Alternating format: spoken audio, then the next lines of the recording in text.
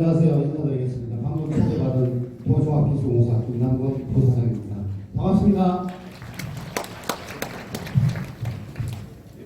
지금 날씨가 많이 춥습니다. 아까 이렇게 옆에 분하고 앉아 붙어 계시면 조금 따뜻하실 거예요. 자, 오늘 제가 설명드릴 내용은 재건축이나 재개발을 하게 되면 첫 단추를 끼워야 돼요. 어느 날 갑자기 건물 아파트를 공사할 수는 없거든요. 그래서 저희가 가장 막중한 임무를 띈 첫 번째 단추를 얼마나 잘 끼울까, 그리고 여러분들이 원하는 만큼, 이게 목표입니다. 그래서 현재까지 진행되어 온 내용들을 제가 좀 이해하시기 편하게 설명을 좀 드려보겠습니다. 유인물도 그렇고 출연 분담금 숫자가 지금 가가호호 다 이제 보내졌는데요. 사실 그림을 이렇게 보시면 글씨도 작고 숫자도 너무 많고 사실 잘 이해가 안 되실 거예요. 근데 저희가 하는 첫 단추를 끼우는 이 작업 과정도 온통 숫자예요. 사실은 이 숫자를 쉽게 설명하기 정말 어렵습니다. 그래서 먼저 양해 말씀을 좀 드리는 차원에서 얘기를 해보는 거고요. 제가 설명을 좀 드려보겠습니다. 자, 이게 자동으로 안 넘어갑니다. 이 시스템이. 그래서 수동으로 좀 견뎌야 되니까 양해 부탁드립니다. 저희가 처음에 출발할 때 조합의 시작을 알리는 내용입니다.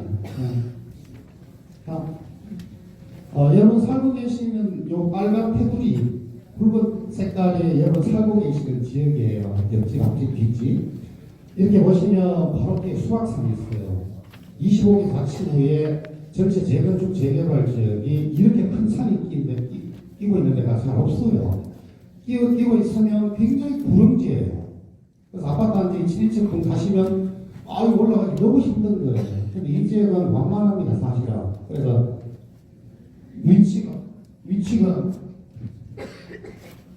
위치가 굉장히 좋습니다. 교통도 물론 좋은 위치에 있고요. 면적도 약 19만 8천 제곱미터 정도 됩니다. 아까도 잠깐 이제 오디오 말씀을 드렸는데 21년도 9월 달에 홍보주 공모를 시작으로 지금 23년 10월 30일 현 이 자리까지 진행이 되어 오는 상황입니다. 토탈 3년 정도 소요가 되었고요. 중간에 구, 시 저희 포함해서 끊임없이 이제 회의를 하고 토론을 하고, 그리고 여러분들 대표적인 주민 참여단도 계시잖아요. 같이 머리를 맞대고 장시간 동안 계획안을 만든 결과를 말씀을 드리는 차례입니다. 처음에 이제 시작을 할 때 여러분 이제는 다 학습이 되셔가지고 아실 거예요. 예전에는 일반 재건축, 일반 재개발 이렇게 10수년 동안 정비 사업을 해오다가 현 시장님 체제에서 신속통합, 한자 그대로입니다. 신속화, 빨리빨리 통합, 개별적으로 하다 보니까 시간이 너무 많이 걸려요. 그래서 크게 좀 이렇게 통합해서 한 번에 가자 해서 만든 게 신속통합입니다. 저희도 2, 3년에 걸쳐서 각고의 노력을 통해서 이 자리까지 온 거고요. 제가 제일 고민이 아까 청년님께서도 의원님께서도 말씀을 하셨는데, 이 지역 일대 여러분 살고 계신 지역이 저층으로 이렇게 거주생활을 영위하고 계시잖아요. 이게 아파트로 바뀌는데 무턱대고 아파트를 아무데나 이렇게 공사를 하시오, 건설을 하시오 할 수가 없어요. 목표는 제가 시작할 때 제일 고민이 이 지역이 교통여건도 좋고 앞에 초등학교도 이 자리 큰 초등학교도 있고 상계역도 가깝고 수락산도 가깝고 뭐 이런 주변에 좋다고 하는 것들을 다 체크를 해서 요걸 이제 고려를 해서 여러분들이 나중에 입주했을 때 여러분들이 조합원으로 입주를 하고 일반 분양분 다른 외지 사람들이 분양을 받아서 오는 경우 이렇게 다시 이제 아파트가 구성이 되지 않습니까? 그럼 이분들이 연령대도 있고 여러분들 사시는 연령대가 다 있단 말이에요. 연세 많이 드신 분이 많은 지역이 있고 젊은 층이 많은 지역이 있어요. 이렇게 그런 분포가 되어 있거든요. 그래서 저희가 고민을 많이 한 게 나중에 이제 이 단지가 완공이 되어서 입주가 됐을 때 좀 얘기할 수 있는 게 뭐가 있을까? 단지 그냥 입주를 해서 그냥 내 집에 드나들면서 출퇴근하기 바쁜 이건 옛날 방식이에요. 그래서 단지의 가치를 높일 수 있는 방법. 첫 번째는 서울시 25개 자치구 내에 포함되어 있는 지역들은 다 도시라고 합니다. 도시. 여러분들은 도시민이에요. 그래서 현재 도시하고 주변에 분포되어 있는 수락산을 중심으로 한 자연 경관, 자연 요소, 산. 그리고 앞으로 이제 여러분들이 재입주를 할 시점이면 향후 한 최소한 7, 8년 이상인데 7, 8년 후에 단지 가치를 높일 수 있는 게 아파트만 있으면 되냐. 또 많이 이게 뉴스와 언론 대상에서 많이 보셨을 거예요. 어떤 단지는 그 식당이 들어가지 않나 아파트에 꼭대기층에 전망을 할 수 있도록 스카이 라운지가 들어가지 않나. 옛날에는 상상도 못했어요. 이런 것들을 다 문화라고 합니다. 문화. 여러분들이 나중에 영위를 하실 때 아파트 생활을 하실 때 그런 지원 요소들이 많을수록 살기가 편해지는 거예요. 그런 차원에서 제가 크게 고민을 한 게 이 지역은 도시 속의 자연과 문화를 어떻게든 집합체를 한번 만들어보자. 이해되시죠? 다음. 그 첫 번째가 이 내용은 전문적인 내용이기 때문에 눈으로만 좀 익혀주세요. 어쨌든 이런 내용들이 다 계획에 반영이 되어 있는 상황입니다. 도시 맥락이라는 게 좀 전에 말씀드린 것처럼 앞에 뭐가 있고 뒤에 뭐가 있고 옆에 뭐가 있는지를 다 분석을 합니다. 그렇게 해서 이질감이 들지 않게 자연스럽게 연결되도록 이런 걸 도시 맥락이라고 합니다. 이런 것들이 잘 어우러져야 돼요. 앞으로의 도시는. 그리고 단지 가치를 높이기 위해서는. 특히나 입주를 하시게 되면 이 단지가 굉장히 크잖아요. 그럼 이게 걸어 다녀야 돼요. 단지에. 출퇴근할 때 차량으로 또는 가장 가까운 역, 버스, 정류장까지 일단 걸어야 돼요. 그렇게 해서 보행을 하실 때 가장 편하게 가실 수 있는 고민. 그리고 커뮤니티. 아까 말씀드린 것처럼 문화. 아파트만 있는 게 아니고 경로당만 있는 게 아니고 관리사무소만 있는 게 아니에요. 이제. 이런 것들을 여러분들 삶의 영위에 필요한 작은 도서관부터 필요한 이런 것들을 필요한 것들을 많이 이렇게 배치를 하는 거예요. 이런 것들을 커뮤니티라고 합니다. 실제 사신다고 생각해 보면 우리 단지에 이런 것들이 뭐 수영장 있는 단지도 있잖아요. 골프 연습장 기본이고 뭐 탁구장 이런 거 이런 것들이 많이 우리 단지 내에 들어와 있으면 아주 편해지겠죠. 그렇게 해서 이런 것들을 이제 커뮤니티라고 합니다. 이런 것들을 어떻게 잘 연결을 할 것이냐. 오른쪽에 그림을 보시면 단지 생긴 모양의 수락산과 연결되는 그쪽 지역이 있고 상계역과 가까이 있는 지역이 있고 단지가 크다 보니까 이쪽에 또 초등학교 쪽에 가까운 이 지역이 있어요. 크게는 4개로 나눌 수가 있어요. 여러분 사시는 지역을. 이 4개의 지역을 나눠서 각각 좀 필요한 것들을 모두 분산시키자. 이런 생각입니다. 다음. 또 하나는 요즘 이제 계획을 하면 유행을 하는 게 맞춤형이라고 얘기를 해요. 맞춤형이라는 의미는 여러분들 설문조사도 많이 했습니다. 저희가. 여기 사시는 분 전체가 설문 의견을 주시면 안 돼요. 그거 다 받을 수도 없어요. 의견을 들어보면 여러분들 원하시는 게 있어요. 가장 많은 거 평형, 봉헌을 좀 많이 해주세요. 도로를 좀 넓혀주세요. 뭐 이런 게 있어요. 이런 것들을 여러분들이 원하는 것들을 최대한 반영하려고 하는 게 이 맞춤형이라고 보시면 됩니다. 누구 맞춤? 여러분 맞춤이에요. 그렇게 이해하시면 되겠습니다. 이걸 이제 어려운 말로 플랫폼이라고 해요. 기차, 지하철을 타실 때 티켓팅하고 들어가서 기차 기다리는 그 저간 땅 그 공간을 플랫폼이라고 해요. 플랫폼의 의미는 뭔가 모이는 자리, 기다리는 자리, 어울리는 자리 이런 걸 플랫폼이라고 합니다. 이해되시죠? 보신 것처럼 오른쪽에 녹색으로 되어 있는 부분은 수락산 쪽이에요. 산은 대부분 녹색으로 기억하시죠? 그럼 수락산하고 가까운 여러분 등산 좋아하시잖아요. 그럼 바로 수락산 아래쪽에 있는 이 블록에서 등산에 관련된 것들이 좀 잘 조성이 되어 있으면 편하시겠죠, 이해하시면. 여기에는 이제 일반 주변에 길 건너 주택단지들이 많아요. 그 산이 없고. 그러면 이쪽 조는 이쪽 주택단지들하고도 성격이 비슷하게 가고 좀 어우러지게 이렇게 보라색. 이쪽은 상대역 쪽입니다. 얘가 제일 가까운 쪽이에요. 그럼 나중에 여러분들이 재입주하고 지금도 여기 젊은 층이 살고 계세요. 또 일반 분양을 했을 때 또 젊은 층이 유입이 됩니다. 그럼 단지가 젊어지죠. 그분들은 어떻게 주택을 맞벌이가 많잖아요. 여기에 가까운 쪽을 선호를 해요. 그럼 그분들이 좋아하는 시설들, 커뮤니티 시설들 이런 것들이 아무래도 여기 보라색 쪽에 있으면 너무 멀죠. 평균까지. 그렇게 해서 그런 시설들은 커뮤니티라는 큰 테두리 속에 그런 시설들을 여기에 가깝게. 그리고 학교 쪽은 초등학교가 있고 하니까 학령 연령층이 줄어들긴 합니다. 숫자가. 하지만 그 초등학교 필요하거든요. 아직까지. 그럼 학교 쪽에는 아파트 단지 내에 많이 들어오는 게 젊은 층을 위해서 돌봄 공간, 돌봄 시설, 보육 시설, 어린이집 이런 것들이 많이 들어와요. 그러면 그런 시설들은 또 이게 산자락에다 배치하면 공기는 좋은데 너무 멀어요. 그렇게 해서 이렇게 4개의 블락을 나눠서 각각 필요한 기능과 요소들을 분산 배치를 해서 이렇게 묶은 걸 커뮤니티 시설이라고 합니다. 이해되시죠? 다음.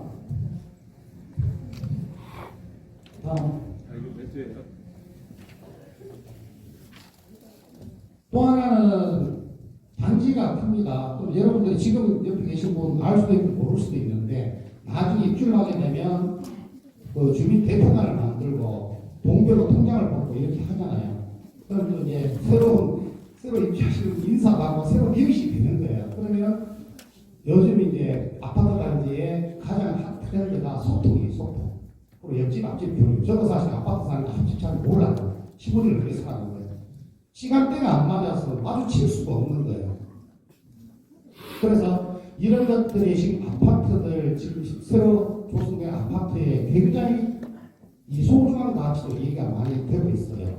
그러려면 공간을 그렇게 만들어줘야 되잖아요. 아파트는 어쩔 수 없이 엘리베이터 하나에 양쪽이 마주보고 있다 하더라도 아파트를 벗어나면 나머지 우리 단지 내 마당들이잖아요. 마당. 그럼 마당에다 그걸 만들어놔야 어울리지. 관리사무소하고 저희 아파트도 그것밖에 없어요. 뭐 어디서 만나요? 편의점에서 만나요. 그렇게 해서 이런 시설들이 많이 들어가면서 지역 주민들하고 같이 교우가 일어날 수 있는 열린 공간, 열린 아파트 단지라고 많이들 이렇게 합니다. 요즘 아파트들이. 그렇게 보시면 되겠고요. 또 하나는 이 지역이 저층으로 있다가 고층으로 올라갑니다. 근데 고층을 막 저기 여의도나 압구정처럼 막 500m씩 못 올라가요. 여러 가지 이유로. 그리고 아파트가 1층에 바로 붙어 있으면 갑자기 3, 4층이 있는 여러분 사시는 곳이 갑자기 고층 아파트가 들어선단 말이에요. 그럼 1층부가 다 이게 땅에 붙어 있어가지고 걸어가시면 답답해요. 이제 막힌다. 그래서 1층부는 다 뚫을 거예요. 1층부는 다 뚫어서 어느 지점에서는 여러분들이 자기 호수에 들어갈 때 이렇게 1m 75 표준키에 보면 이렇게 모든 주동들이 1층부가 다 열려 있습니다. 그럼 그 답답함은 절반 이상으로 줄어듭니다. 그렇게 해서 단지를 조성하려고 하는 내용입니다. 그리고 여기 이렇게 박스로 이렇게 되어 있는 부분은 아파트 단지 기본적으로 이제 기존에 여기는 재개발이니까 그 장사를 하시는 분들이 많잖아요. 이분들 다 나가시고 이렇게 못하죠. 그래서 단지 내에 외곽부에 도로변 쪽에 외곽부에 보행인간이 많이 다니는 쪽에 단지 내 상가를 골고루 이렇게 분산 배치를 합니다. 이해되시죠? 다음.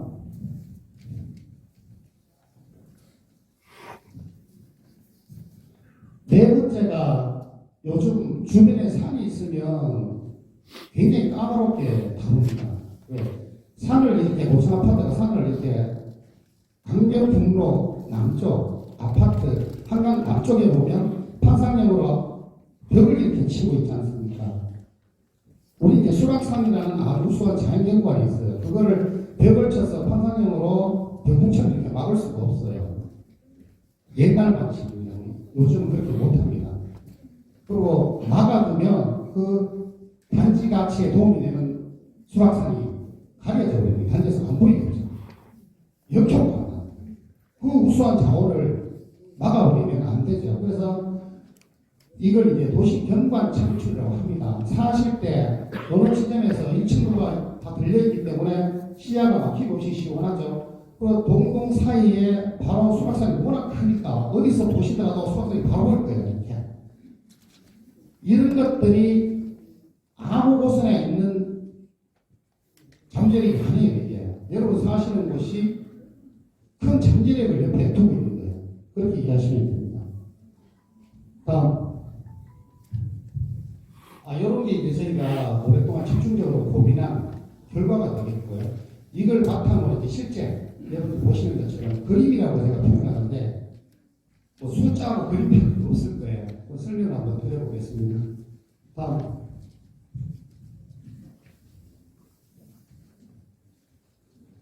자, 이게 딱딱하게 보이는데 어쨌든 저희가 첫 단추를 끼울 때 나중에 이제 저희 임무가 끝이 나면 이런 모든 자료는 여러분들 인터넷에서 다 연관이 가능하도록 다 공개가 됩니다.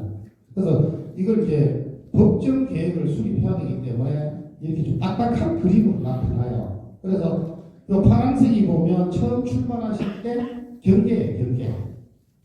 근데 저희가 실제 계획을 하고 개념을 하고 하다 보니까 이 코너부가 조금 들어가 있는 게 애매한 거예요. 단지는 큰데. 그렇게 해서 당시가 논의를 한 바 조금씩 이렇게 구역계를 조정해서 같이 편입을 해서 좀 이렇게 예쁜 단지를 같이 만들자. 라고 해서 구역계가 요 빨간 테두리 보시면 조금 늘어났어요. 이런 것도 결정을 해야 됩니다. 다음. 자, 그 다음에 가장 관심이 있으신 게 이거예요. 여기 보면 색깔이 두 개가 다르죠. 똑같은 요 경계입니다. 여기는 조금 이제 노란색에 가깝고 여기는 약간 진하죠. 여러분 사시는 곳에 개별적으로 건축을 하려면 7층 이하로 지어야 됩니다. 여러분 아시죠? 7층 이하로 지어야 되는 땅을 어떻게? 현재 계획은 39층 최고층으로 저희가 계획을 했어요. 그러니까 7층짜리 땅이 39층짜리 땅으로 바뀝니다, 지금. 지금이 아니죠. 계속 저희가 이제 진행을 하면서 이렇게 바뀝니다. 사실 이 색깔을 바꾸기가 굉장히 어려워요. 그럼 이걸 제1롯데월드처럼 빨간색으로 바꿔가지고 사후면이 돌리면 안 되냐? 뭐 이렇게 질문하시는 분도 계세요. 근데 이 지역은 태생적으로 저층 주거지역을 주거 용도로 주택을 지어서 하시오. 이걸 이제 같은 주택인데 좀 더 높은 주택으로 바꾸는 거예요. 그래서 옅은 색깔에서 진한 색깔로 바꿉니다. 아시겠죠? 자, 색깔을 바꿔가지고 높이를 7층에서 최대 제가 계획은 39층을 지었습니다. 그러면 39층을 넣어봐야겠죠. 그림을 그려봐야겠죠, 아파트를. 그 전에 이 땅을 먼저 그려야 돼요, 땅을. 빨간 구역계 내에 오렌지색으로 되어 있는 저 땅이 아파트가 들어갈 땅이에요. 근데 법이라는 게 아파트만 짓게 되면 좋을 수도 있고 나쁠 수도 있는데 나쁘겠죠. 아파트만 들어가면 공원 하나 없이 도로도 넓지 않고. 그래서 이 법은 세대수가 4,300개 정도가 들어가게 되면 그럼 세대가 늘어나니까 당연히 뭐가 따라오죠? 차량이 대폭 늘어나죠. 그럼 도로를 당연히 넓혀야겠죠. 그 많은 세대가 차로가 움직이는데 이게 아니라 도로를 넓혀야 되는 게 하나 있고 또 하나는 법에 아파트만 건물만 있으면 휴관이 공원을 좀 배치를 해라. 공원. 그럼 세대수에 따라서 곱하기 3제곱미터 약 한 평 정도가 의무적으로 공원이 배치가 되어야 됩니다. 그래서 그럼 공원을 다 모아서 수락산 옆에 하느냐 중앙에다 하느냐 아니다. 상대 이쪽에 하느냐 이쪽에 하느냐 이거 호불호가 아닙니다. 근데 이 정도 규모면 거리가 멀고 보행거리가 길기 때문에 적정하게 분산을 시키면 돼요. 뭐 한 사람은 이쪽 지역에 약간 4개의 블록이 있대. 한쪽 블록에 다 배치를 해주면 그분들은 구축했다고 보면 해요. 그럼 안 되겠죠. 그래서 분산 배치를 해서 이렇게 그림을 그립니다. 또 하나 주민센터가 하나 더 들어가요. 보면 여기에. 그리고 사회복지시설. 여기는 저희가 조사를 해보니까 연령대가 굉장히 높으세요. 그러니까 실거 계층이 굉장히 많으신 지역이에요. 그럼 그분들 좀 배려를 해야겠죠. 그 다음에 부가세로 되어 있는 게 교회입니다. 교회가 굉장히 많아요, 여기에. 근데 그 많은 교회를 다 반영할 수는 없고요. 그건 선별을 해서 일단 8개가 반영이 되어 있습니다. 그리고 이 교회는 계속 사업이 진행이 되면서 협의를 해야 돼요, 직접. 그렇게 해서 돈을 받고 나가시는 교회가 있고, 좀 더 넓혀 나가는 교회가 있고, 2개 합쳐서 하나로 하는 교회가 있고, 이렇게 정리가 됩니다. 이해하시면 되겠습니다. 아까 말씀드린 것처럼 이 그림은 오른쪽, 그러니까 북측, 동측, 남측, 서측 세대수가 약 4,300개가 들어가기 때문에 사방에서 차량이 움직여요. 그럼 사방에 도로를 다 뚫어야 돼요. 없는 곳은 뚫고 현재 18m짜리 3차로, 2차로는 4차로까지 2배로 늘려야겠죠. 세대가 2배 정도 증가하니까. 그렇게 해서 이 그림은 사방 도로를 넓히겠다. 이해되시죠? 이게 이제 정비계획 아닙니다. 아파트를 이제 안 쳐보기, 안 친다고 표현을 하거든요. 배치를 이렇게 해보기 전에 이렇게 그림을 이렇게 완성을 합니다. 그리고 여기 있는 박스가, 그러면 아파트를 안 칠 때 구축되고 이렇게 할 수가 없어요. 그게 기준이 있습니다. 첫 번째, 용적률. 즉, 용적률은 이렇게 생각하시면 됩니다. 이 빨간 테두리를 여러분 30세기 식사를 하시는 밥상이라고 보시면 돼요. 고정입니다. 늘 밥상을 바꾸지 않잖아요, 돈 주고. 이 땅 작업이 밥상 크기를 정하는 거예요. 그럼 밥상에다 바꾸고 부끄러 저분이 올라가요. 도대체 몇 개를 올릴 거냐, 이거 우리 식구는 셋밖에 없는데. 똑같습니다. 땅을 작업을 해서 여기 도대체 얼마만큼 아파트를 넣을 거냐.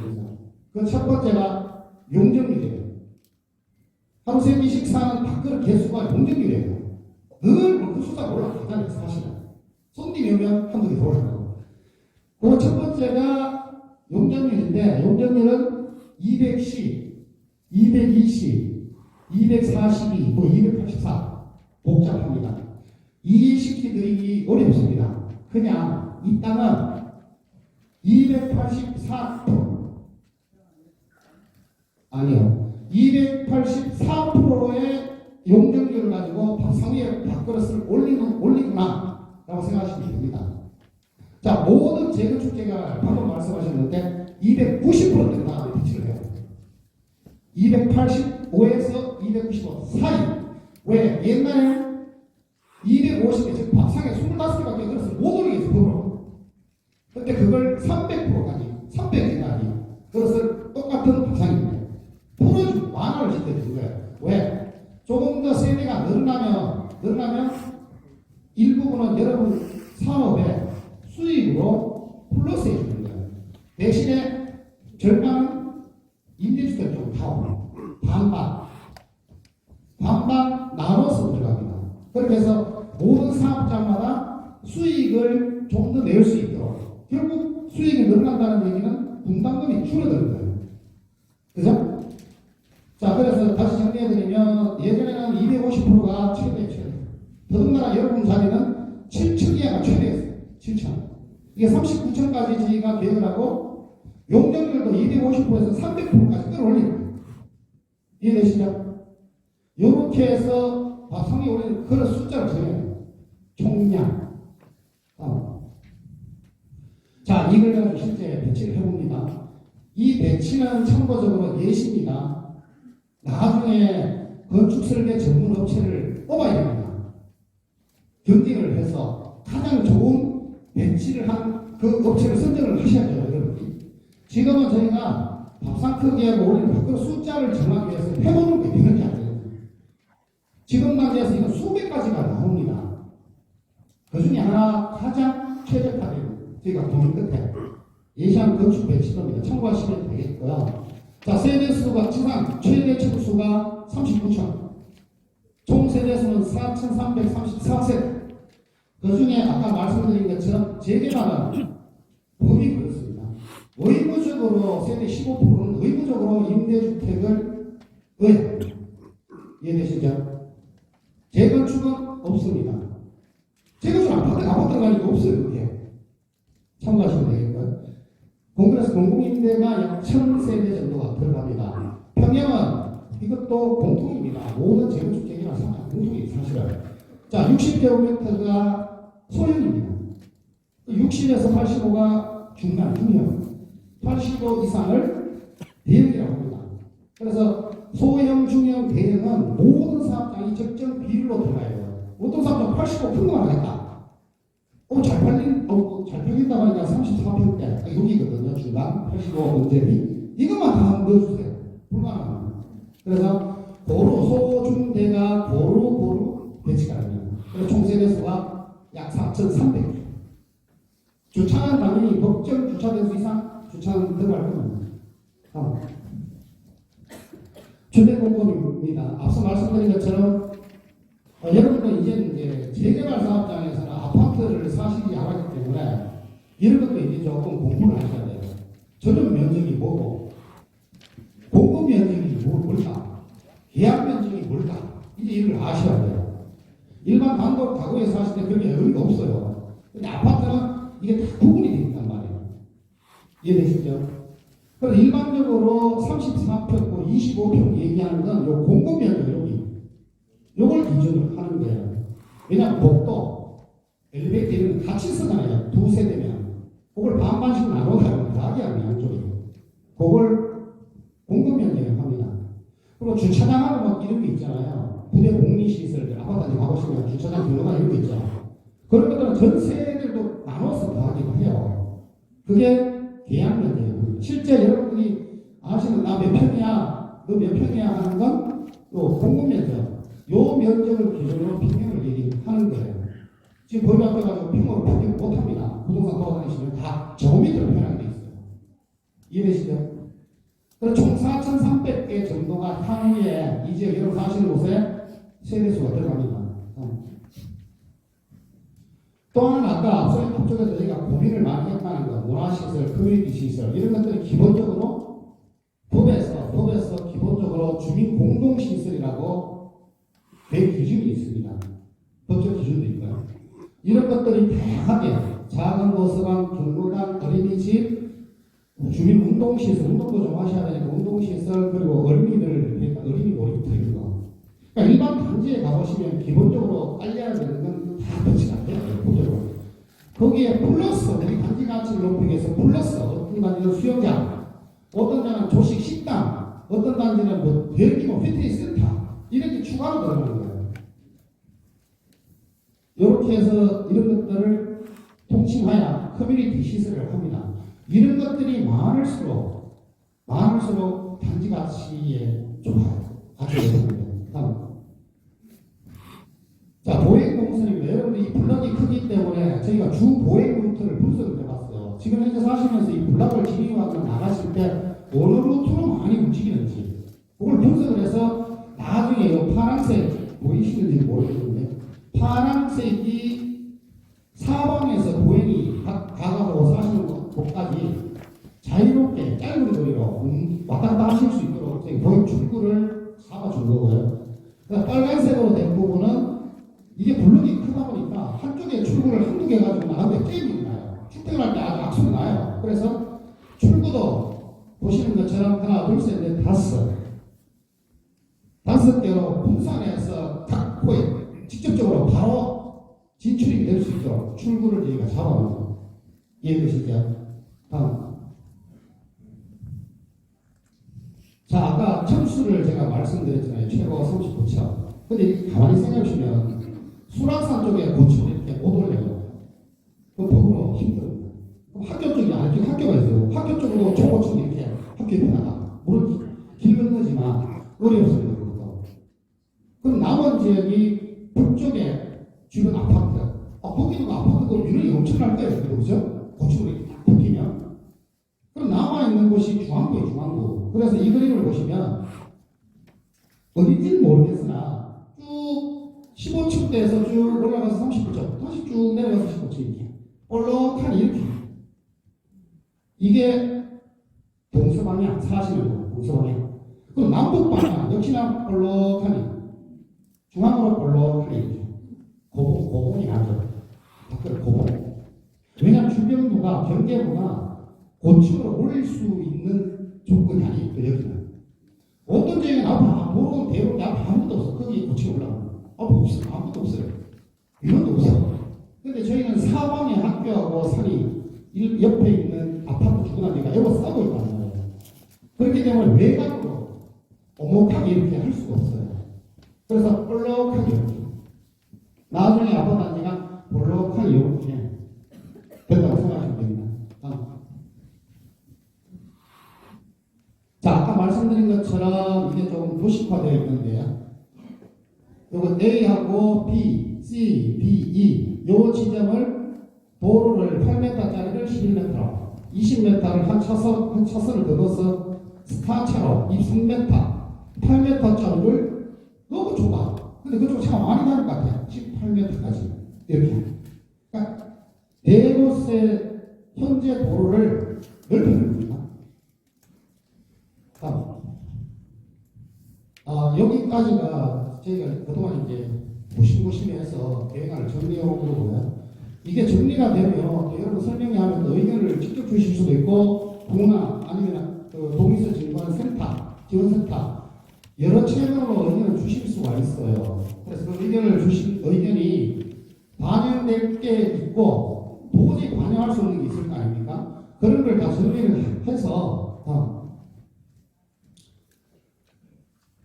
지금 10월 11월 달에 지금 여러분 가가호호 부추적 분담금하고 동의서 양식이다 이게 대포가 됐을 거예요. 지금 그걸 보고 계시고, 그리고 11월 12월에 지금 이 계획안이 정리가 되면 여러분 의견을 받아서 수정 보완해서 이게 본격적으로 이제 일어나 절차를 진행을 해야 되는데, 구도 그렇고 시도 그렇고 각 담당과 공원은 공원 담당과 상하수도는 상하수도 담당과 전기는 전기 뭐 이렇게 다 담당과가 있을 거 아닙니까? 구의시에 이 자료들을 보내줍니다.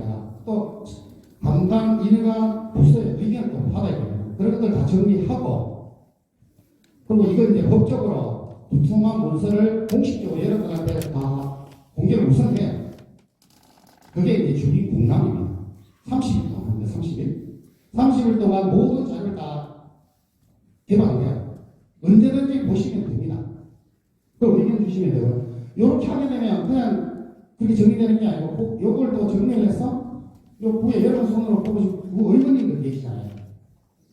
구 의회에 또 이 계획안을 가서 설명을 드리고 또 의견을 이제 좋은 고견을 또 받습니다. 그래서 해서 수정 보완 해서 정리가 되면 구에서 하시는 절차가 다 끝납니다. 그걸 다 정리를 해서 청장님이 이제 시에 올리라고 사인을 해주십니다. 그러면 모든 서류를 다시 시에다가 결정해 주세요 하고 올립니다. 그럼 시에서는 시 담당하시는 분이 혼자서 결정 못해요. 그 전문가가 사오신 분 계세요. 거기다 또 가서 잠시만 동안 구구절절 설명합니다. 이렇게 계획했습니다. 결정해 주세요. 다음 단계로 가야 되니까 라고 설명을 하면 의견을 주십니다. 그 의견을 반영해서 보완을 하면 끝이 납니다. 그러면 고시라는 회의가 일어났는데, 고시가 되면 법적으로 효력이 있는 거예요. 그 모든 문서가. 그 역시도 그때부터 여러분들은 모든 자료 열람이 가능합니다. 그래서 저희 임무는 첫 단추를 끼우는 저희 임무는 땅을 다듬고 그 땅에 어떤 아파트가 어떤 모양으로 어떤 크기로 들어갈지를 결정하는 게 첫 단추예요. 이게 결정이 되면 다음 단계 해야죠. 그래서 저희가 고시를 하게 되면 저희 임무는 끝이 납니다. 이해되시죠? 자, 저는 설명을 여기까지 마치고 여러분 궁금해하시는 추정 분담금에 대한 설명은 저희 감변사님께서 해주시겠습니다.